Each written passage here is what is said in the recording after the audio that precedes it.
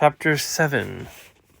As I awoke, I looked out the window of the car and saw the sun beginning to peek over the horizon. I also saw that we were still driving. We were zooming along some old back road, it looked like. There were very few buildings around, and the ones that we could see were dilapidated wrecks. Old businesses that had failed years ago and were left to rot like corpses along the lonely highways. We turned into a large bank of tall trees, and something familiar came over me. We started around a long curve, and I felt my stomach begin to rise in anticipation. As we cleared the bend, I saw the ruins of something that once was a large structure to the left. "Stop!" I shouted. Ivar pulled over, and I leapt out of the car as it came to a stop. I blindly ran across the highway and headed to the burnt remains that sat in the middle of a large dead field. I stopped and looked at the mess.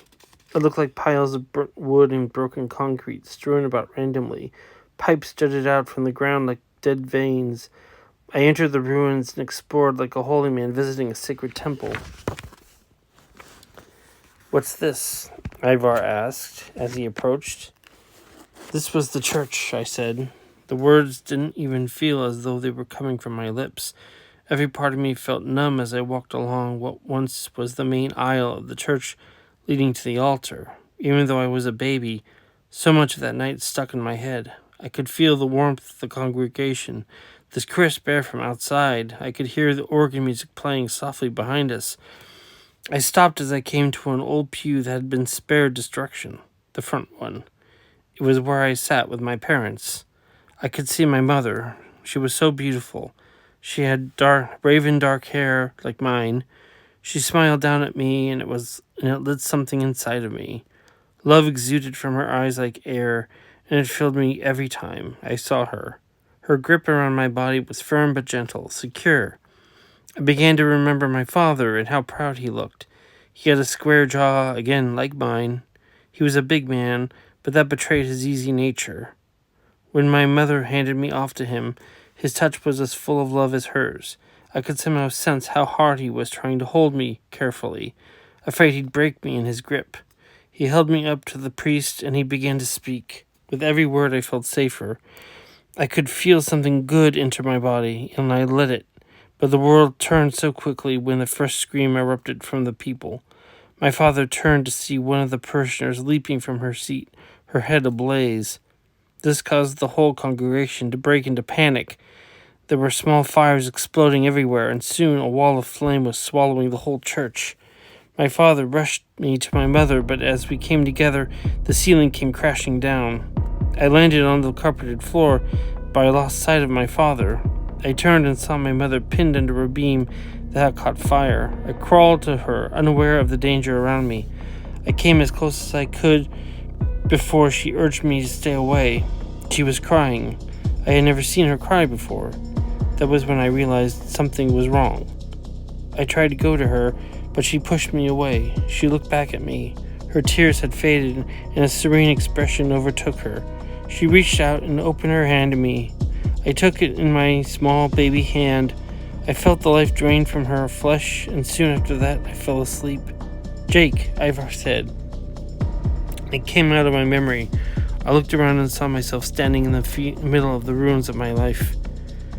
"Sorry, how did you know where this place was?" "I didn't. I was just on the route I found on the map. I swore I'd never come back here. I can still feel everything. I can see it all." "I'm sorry," Ivar said. I walked over to some old stone pillars that had survived the fire. They were singed and cracked, but as solid as ever. "It's fine, I guess.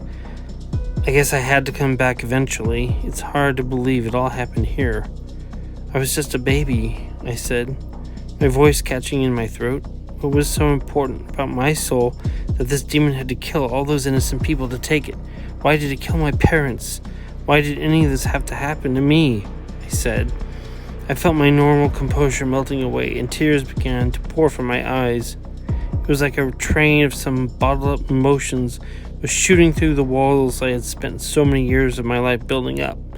My legs became numb, and I fell to my knees in the ash and dirt. and the rage in my heart was growing so quickly all I could do to vent it was to beat the ground with my fists. I pounded down on the hard earth with all the strength I could generate. I felt the rocks and sticks buried under the dirt cut into my hands, and I saw the blood trickling down my arms, but even then I didn't stop. I couldn't. I kept clawing at the ground in some vain attempt to exact revenge on something. I just wanted to force my pain on revenge on something. I just wanted to force my pain on something else. But as I did, I began to realize my pain wasn't going away. I let out a howl of frustration just as Ivar came up behind me and put his hands on my shoulders. I felt the same security I remembered from my mother. I felt his strength pour into me, and the storm within me faded. "We need to go," he said calmly. "Yeah," I said as I looked up at him. Ivar helped me up, but as we headed back to the car, the ground began to shake. I stopped, frozen. I turned slowly. An explosion blasted a mountain of dirt and rocks into the air. When the dust settled, I saw a giant rotted worm with a huge gaping mouth complete with razor-sharp teeth towering over us. It thrust forward and smashed against the stone pillars, breaking them and sending the dust and debris all around. Ivar and I bolted away as quickly as we could, but the worm dug into the ground, burrowed across the field, and popped back up before we could get clear of the church. The worm ignored Ivar and lurched toward me. "Jake," Ivar called out. I looked to him as he tossed me 2 big silver guns. I fell back as I caught them. They fell into my hands, and without thinking, I squeezed off a smooth round right into the worm's head. Blood and flesh rained down from above, and the worm fell to the ground and slid back into the darkness from where it came. I got up and ran back over to Ivar. "What the hell was that? Was that the demon?" "No, that was a death worm. They're scavengers that hunt along ruins and dead cities." "Oh, is that all?" I said as I held Ivar's guns back to him. "Keep them. I think you'll need them more than I will," he said as we headed back to the car. As I slid into my seat, I noticed Ivar looking at me oddly. "What?" I asked sharply. "You do care." "Excuse me? You bluster a lot about how you don't care about your family or your history, but you do," he said. I felt the heat rise through my neck. "If anything, that whole mess proves my point. A giant worm almost swallowed me because of this stupid family legacy. That wouldn't have happened if I were back home, safe. I saw your tears. I felt your pain. Your response to seeing the ruins of that church says far more than you even realize," Ivar said. I could barely detect a slight smugness to his tone. I simply shot him a dirty look and turned away from him. He started the car and drove back onto the highway. As we continued down the road, I was plagued by images I had seen back at the church. Ghosts of my mind that I thought were buried deep were screaming back at me. I wasn't even totally sure about what I recalled. They were just flashes and impressions, possibly wish fulfillment fantasies. I couldn't for the life of me remember holding my mother's hand as she died. Another reason I spurned the past. I could never get a straight story out of it. I noticed the car slowing down, and then it stopped. I looked over to Ivar. "What now?" "Breakfast," he said. I looked forward and saw that we had stopped in front of a little roadside diner. We got out, and I noticed how quiet it was. I checked my watch, and it was just a little past 5. I didn't even see any big rigs around. I followed Ivar into the diner, and the warm air wrapped around me like a fist. I could smell cinnamon in the air and hear eggs frying in the kitchen. The place was real down home. Flowery wallpaper with folksy art crafts hung around the dining room and handmade centerpieces on the tables, with the gentle twang of country music playing over the speakers. We walked up to the hostess, who greeted us with a cheery, bright smile. "Good morning to you. Welcome to Snooch's. How many in your party?" "Just the 2 of us," Ivar said. "All righty, follow me," she said as she plucked 2 laminated menus out of a wooden box behind her. She led us to a small booth in the back, and as we slid in, she set the menus down in front of us. "May I get you something to drink? Coffee, orange juice?" Coffee, we both said together. Our hostess nodded happily and trotted off. How long were we driving? A few hours. You seem pretty deep in thought, not that I would blame you. Where are we? I asked. Ivar leaned aside and pulled out his map and laid it down on the table. We're still in California, a few miles outside of Needles, he said. I looked down at the map. Pencil and pen marks were scrawled all across it. Where are we headed? The Nevada desert. The Nevada desert? Could you be more specific? Are we going to Vegas? No. This isn't GPS. I'm following where the energy guides me. When we get closer to our destination, I'm sure it will become clearer. If you say so. Our hostess returned with 2 steaming cups of coffee, and she set them down easily. Cream? Sugar? No, thank you, Ivar said. I shook my head to the woman. As she returned to her post, the front door swung open, and I felt my heart skip a beat. I turned to see who it was. A large framed trucker with a beard and flannel shirt lumbered in. I turned back to Ivar. You think it's following us? I'm positive of it. It knows where we are, or rather where you are. It was part of you for a long time. Can't you still feel it? Like a phantom limb? A little, I guess. If it knows where we are, why the hell are we even running? Would you rather just lay down and allow it to crush your head? If it knows where we are, why doesn't it attack?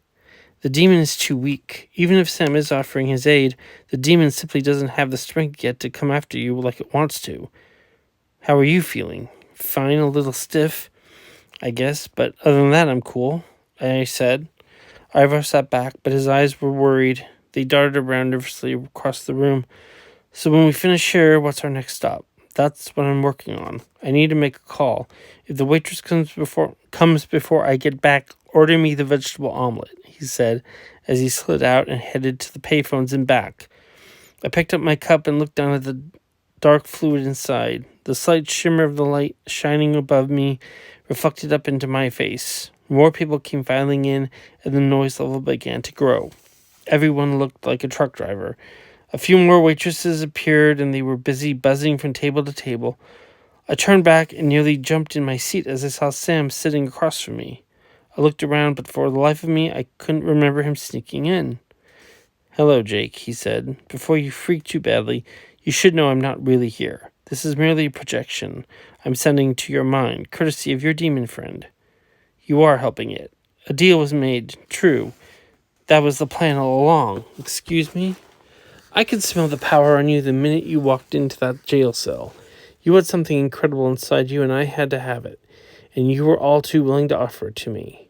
After I extracted it and it realized how weak it was, I was able to offer it my help in tracking you in exchange for certain considerations. Power? I asked. Sam let out a sharp laugh. Hardly. Once the demon destroys you and assumes its full power, it will be able to lay waste to this entire planet. You were lucky enough to be bonded to an Armageddon-level demon. It's lost so much power trapped within your flesh, and it's built a big head of steam. I help it, and I shall be given Earth as my own realm, to rule over as I see fit, he said. I drank in his words, and they settled in my brain for a good 5 minutes. Finally, an abrupt spurt of laughter escaped my lips, and soon evolved into a full-on, hearty laugh. As my eyes began tearing up, I saw Sam looking back at me with a dark gaze, but I couldn't stop. Sorry, man. Really, it's scary, really. You're going to rule the world, I said in a fashion similar to all the cartoon megalomaniacs I recalled from Saturday morning cartoons. Your ignorance aside, I will attain the power I need to make this world mine. Seriously? I mean, why would you even want to? Seems to me ruling the entire world would just be one giant headache. All those people? If I were you, I'd just take the cash. It's hardly a consideration, as I will have the strength to bend the minds of every living creature to my own will. I get the idea you don't really appreciate the gravity of the situation, Sam said. He was right, to an extent. I just couldn't see that misfire ruling over a colony of ants, much less the whole planet. You read a lot of comic books as a child, right? I won't rule this world. I will be given the power of a true demon. I won't just rule this world. I will be given the power of a true demon. I will finally be the being I knew I was destined to be. And when I am, I will crush humanity under my heel. Satan will call me brother, Sam barked. His face was twisted in a hideous smile as his eyes burned like yellow flames. He dug his nails into the table and clawed at it like an animal. So you came here to warn me about all this? I just felt you deserved to know the full gravity of the situation. And by sitting here, I'm giving the demon a chance to zero in on you. I'll see you soon, he said, and then vanished into nothing. I waved my arm around the air where Sam had been. Hey, Ivar said as he came up behind me. I just called a friend of mine at a nearby airfield. It took some convincing, but he agreed to gas up one of his smaller planes and fly us to our final location. That's great. Can we go now? We haven't even eaten, Ivar said as he sat back down. I know, but I think this is a bad place to be. Why? What happened? Ivar asked. Before I was able to tell him about Sam, the sound of wood breaking shot out. A large black tentacle whipped up and snagged one of the customers around the neck. Soon other tentacles started sprouting up and with great force. We dove from our booth, and soon Snooches had transformed into a jungle of wild snapping tendrils. People tried to escape, but their panic prevented them from acting fast enough to escape. Ivar and I weaved through the chaos to the front door, but as I reached it, a pang of conscience came over me. I pulled out Ivar's guns, and I turned to see people pleading and screaming for help. I aimed and blasted. Black flesh flew up onto the walls, and as one tendril fell, its victim was freed and dropped to the floor and scrambled toward me. Thank you, the woman uttered as she passed by. The tendrils started to shift and move. I heard more cries from the others in the back, and despite every instinct blaring in my head to run, I forged ahead, tearing at the dark, fleshy growths that were writhing all around me. I pulled and stabbed at them, freeing one person at a time. I fought my way to the back of the dining room and began wrestling with two tentacles that had an older woman cocooned. I pulled one bit free to expose her mouth. Her eyes were terrified, but before I could say anything, she screamed. There, she said, and turned her head to the right. I followed her eyes and saw a little baby crawling along the floor, seemingly invisible to the tentacles at the other side of the room. Save her, save my baby, she begged. I finished tearing through to release her. Run, I said as I pointed to the front door. More tendrils began breaking through the walls. She looked over to her baby, and I saw pain and yearning in her, and I knew it wasn't good. I said, go, I barked. I can't leave her. I'll get her, I said. After only a moment of hesitation, the woman hurried out. I turned around and saw the tendrils begin to swirl around the little baby. I leapt up and landed hard on one tendril, flattening it. I bolted forward, and it seemed they knew what I was doing. The dark things began darting and jabbing at me like spears. As I tumbled forward, crushing several tables and chairs on my way, I landed before the baby, who was then being held up by a long tentacle. Others began to form around it, and soon it began to cry. I never paid much attention to baby cries, but I could tell that one was a cry of pure fear and terror. I could sympathize. I jumped up and tore away at the dark flesh and pulled the baby out and held it tightly to my chest. It kept crying, but I couldn't stop. The tendrils all began moving toward me. I stooped down and charged forward with the baby held tightly in my arms. I bulldozed through the oncoming hostiles and pushed through and out to the parking lot where a grateful crowd of restaurant goers greeted me. I delivered the baby back to her mother. As the mother hugged the child, it stopped crying. Thank you so much, she said through a torrent of tears. Soon the whole crowd was closing in on me, smiling and thanking me for the rescue. I caught a few of their eyes, and I started to feel some kind of warmth inside that I hadn't felt before, or at least not very often. A large fire truck and a couple of police cars came roaring up. The fire truck parked at the other end of the lot, and the firefighters got their gear ready. The police stopped close and hurried over to the crowd. What the hell is going on here? He asked, with a hint of anger. I slinked through the crowd toward him, fully prepared to describe the situation, but before I could, the parking lot began to quake. The crowd dispersed, and they shuttled off in their cars. I heard the unsettling noise of asphalt tearing apart. I turned to see all of Snooch's wrapped up in a giant stalk of black tendrils. It was pushed up high into the sky and towered over us like a monument. The police pulled out their guns and fired at it, and the firemen were gathering their axes and hatchets. I stepped back and heard a car rev up and turned to see Ivar driving toward me. The car came to a sharp stop in front of me, and the passenger door flew open. "Get in," Ivar barked. I did as he said, and Ivar peeled out, and in the rearview mirror I saw the giant stalk that the diner sat upon swinging around wildly. Soon after, I saw the police and fire vehicles racing away. "Faster," I said, as calmly as I could. The entire stalk began to sway and lean forward. The police car jetted past us with its sirens and lights blazing. The car jumped a bit as the stalk started to hit the ground. I saw the whole thing tumbling down on us fast and quiet. "Faster," I barked, the excitement growing. Ivar pulled the wheel hard, and we veered to the left, missing the stalk from crushing us by mere inches. Snooch's, which was still clasped by the giant tendrils, exploded in a giant cloud of smoke and fire. The tendril broke through the ground and looked as though it had left a deep gash in the highway. Ivar kept driving on, past the smoldering remains up ahead and beyond. I watched as the lights and excitement shrunk away in the rearview mirror. "I'll tell you later," I said as we sped down the highway.